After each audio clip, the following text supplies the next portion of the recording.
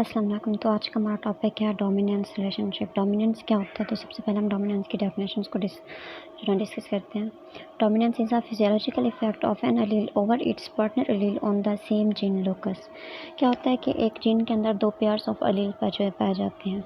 ये allele homozygous भी हो सकता है, हेट्रोजाइगस भी हो सकता है। अगर हेट्रोजाइगस की बात करें, इसके अंदर दो डिफरेंट एलील्स पाए जाते हैं, capital T and small T, जो कि क्या होते हैं फिज़िकली टॉलनेस को शो करेंगे।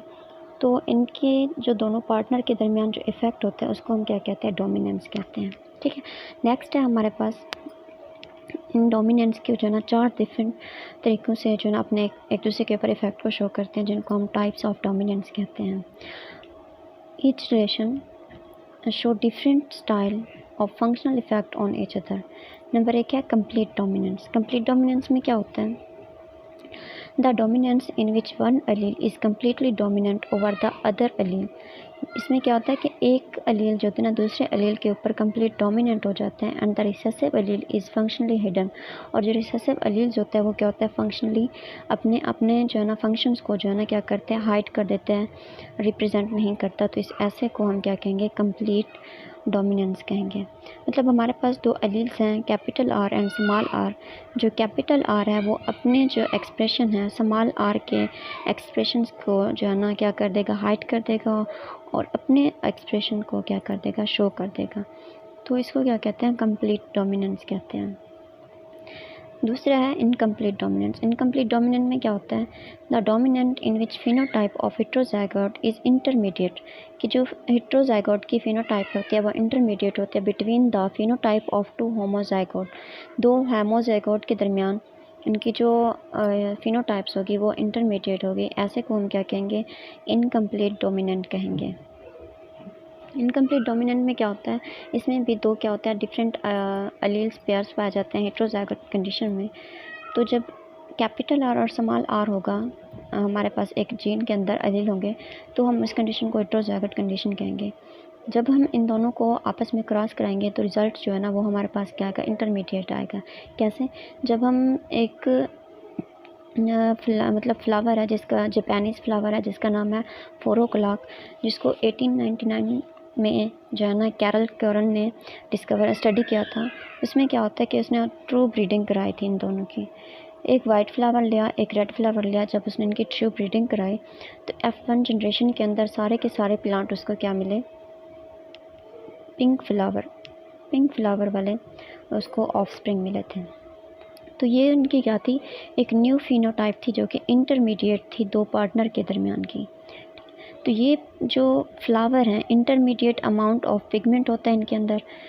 तो इसे जो है ना ये सेल्फ फर्टिलाइजेशन कराई थी F1 में, तो उसको क्या मिला था? मतलब एक न्यू जो है ना शेड मिला था, एक न्यू ऑफस्प्रिंग मिला था, जो कि मेंडल के पिछले लॉ में जो मतलब लॉ था उनसे थोड़ा डिफरेंट था।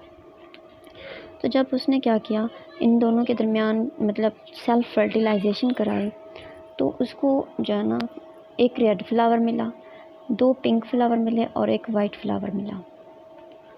उनकी जो फिनोटाइप रेशो थी वो क्या थी? 1:1 रेशो थी।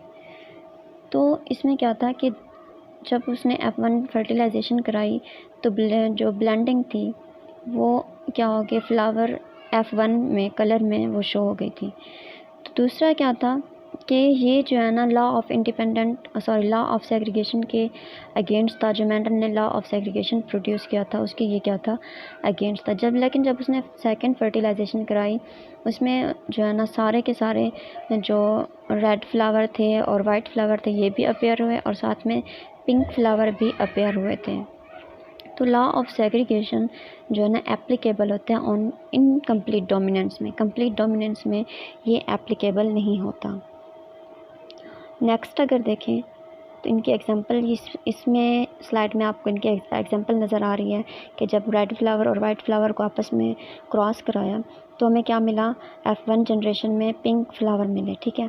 लेकिन देखें F2 जनरेशन में हमें पिंक भी मिले, वाइट भी मिले और रेड फ्लावर भी मिले थे, ठीक है। तीसरी है हमारे पास क्या है? कोडोमिनेंस। अब कोडोमिनेंस क्या होता है? इसमें the dominance in which both alleles of a gene express expressed in heterozygous condition, के दोनों जीन जो है ना वो एक्सप्रेस्ड होते हैं और हेट्रोजाइगस कंडीशंस में होते हैं। ठीक है, एक हेट्रोजाइगस के अंदर दो अलील डिफरेंट अलील होते हैं, तो दोनों अलील्स अपने आप को फुली एक्सप्रेस करेंगे। इस कंडीशन को हम क्या कहते हैं, कोडोमिनेंस कंडीशन कहते हैं। ठीक है, तो हम इस कंडीशन में जो है ना ब्लड ग्रुप को डिस्कस करते हैं। 3 ब्लड ग्रुप को, वैसे तो टोटल 30 टाइप्स के ब्लड ग्रुप होते हैं, लेकिन हम ABO, MN और HBr ब्लड ग्रुप को पढ़ते हैं। तो यहाँ पे MN को अगर हम देखें, डिस्कस करें, तो बाज़ लोग का ब्लड ग्रुप क्या होता है, M ब्लड ग्रुप होता है, बाज़ का होता है N ब्लड ग्रुप, और कुछ का जो है ना MN ब्लड ग्रुप भी होता है। तो हमारी बॉडी में जो ग्रुपिंग के लिए एक जीन होता है, उसके लिए हम एक पार्टनर को LM बोलते हैं। और L दरअसल क्या होता है, क्रोमोसोम्स पर लोकस को शो करता है, तो ये LM ज़हर करता है।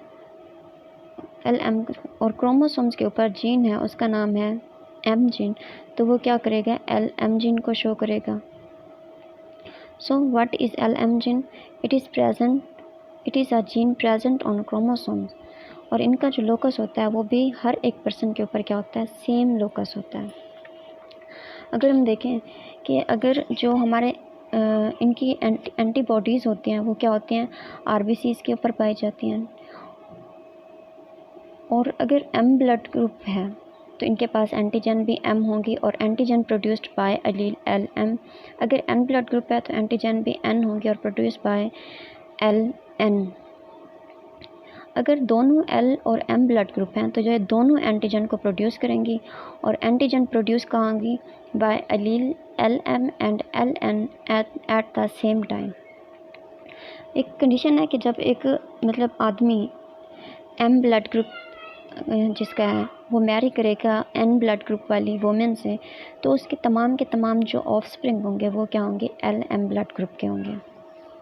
ठीक है, लास्ट में हमारा ओवर डोमिनेंस।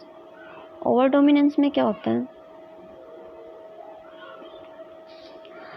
ओवर डोमिनेंस में क्या होता है कि dominance which heterozygous exceed in quantity in the phenotypic expression of the both heterozygote is called over dominance। ठीक है, इसके अंदर एग्जांपल देखें, एक वाइल्ड लाइफ मतलब फ्लाइज हैं जिनका वाइल्ड आई कलर जो होता है ना रेड होता है। दूसरी का है वाइल्ड लाइफ फ्लाई का, जिसको फ्रूट फ्लाई ड्रोसोफिला कहते हैं, उसका जो आई का कलर है वो क्या है, वाइट है। तो जब हम इन दोनों को क्रॉस कराएंगे तो ये क्या करेंगी, ओवर हो जाएंगी। ठीक है, मतलब एक डार्क ब्राउन कलर का जो रिज़ल्ट है वो हमें प्रोड्यूस करेंगे। तो आज का ये हमारा लेक्चर यहीं पे ख़त्म होता है। अगर आपको लेक्चर अच्छा लगा तो please subscribe my channel and press the bell icon ताकि आपको लेटेस्ट वीडियो मिलती रहें। Thank you.